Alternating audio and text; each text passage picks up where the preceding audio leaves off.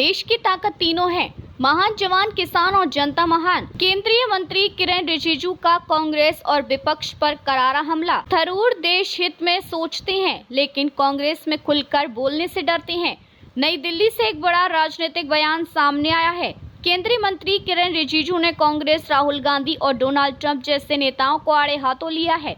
उन्होंने कहा कि भारत की अर्थव्यवस्था पर सवाल उठाना सिर्फ सियासी बयानबाजी है। भारत आज भी दुनिया की सबसे तेजी से बढ़ती अर्थव्यवस्था है और यह प्रधानमंत्री नरेंद्र मोदी की नीतियों का परिणाम है। भारत की अर्थव्यवस्था पर रिजिजू का पलटवार। रिजिजू ने कहा कि भारत की जीडीपी ग्रोथ दर 7.8% है, जो वैश्विक सुस्ती के बावजूद मजबूती का सबूत है। उन्होंने कहा कि डोनाल्ड ट्रंप और राहुल गांधी जैसे नेता भारत की अर्थव्यवस्था को डेड बताते हैं, लेकिन सच ये है कि भारत आज वैश्विक विकास का इंजन है। रिजिजू ने IMF, वर्ल्ड बैंक और कई अंतर्राष्ट्रीय एजेंसियों के हवाले से कहा कि भारत का भविष्य सुरक्षित और मजबूत है।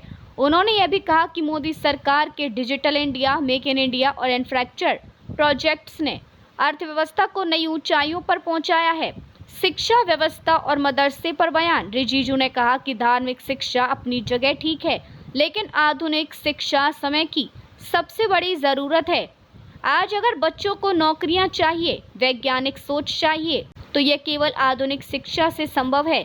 मदरसों में भी साइंस, टेक्नोलॉजी और आधुनिक सुविधाओं को शामिल करना बेहद जरूरी है। उनका यह बयान उस समय आया है जब उत्तर प्रदेश, असम और कई अन्य राज्यों में मदरसों की शिक्षा व्यवस्था सुधारने को लेकर बहस तेज है। कांग्रेस और शशि थरूर पर तंज। रिजिजू ने कांग्रेस को घेरते हुए कहा कि कांग्रेस में शशि थरूर जैसे नेता हैं जो देश हित में सोचते हैं लेकिन अपनी पार्टी में खुलकर बोल नहीं पाते। जब भी थरूर अपनी राय रखते हैं तो कांग्रेस के भीतर से ही उनके खिलाफ आवाज उठती है। यह लोकतंत्र के लिए अच्छा नहीं है। उन्होंने कहा कि कांग्रेस की यही कमजोरी है कि अच्छे विचारों वाले नेता भी पार्टी के दबाव में अपनी राय बदलने या छुपाने पर मजबूर हो जाते हैं। राहुल गांधी पर सीधा वार। रिजिजू ने राहुल गांधी पर सीधा हमला बोलते हुए कहा कि उनके बयान देश की छवि को नुकसान पहुंचाने वाले हैं। भारत की अर्थव्यवस्था को डेड बताना विपक्ष की निराशा और राजनीति का हिस्सा है, लेकिन भारत आज दुनिया का भरोसेमंद देश बन चुका है। उन्होंने यह भी कहा कि विपक्ष को केवल नकारात्मक राजनीति करने के बजाय रचनात्मक भूमिका निभानी चाहिए। बयान का असर और सियासी मायने। रिजिजू का यह बयान मोदी सरकार की आर्थिक उपलब्धियों को जनता के सामने लाने की कोशिश है।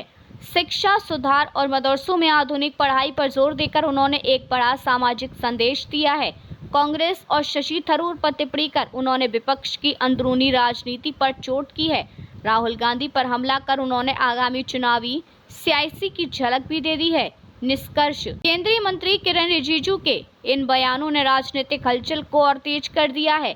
एक तरफ जहां सरकार अपनी उपलब्धियों को जनता के सामने रखने की कोशिश कर रही है, वहीं विपक्ष सरकार की नीतियों को विफल बताने में जुटा है। ऐसे में आने वाले दिनों में संसद से लेकर सड़क तक इस मुद्दे पर गर्मागर्मी बढ़ना तय है।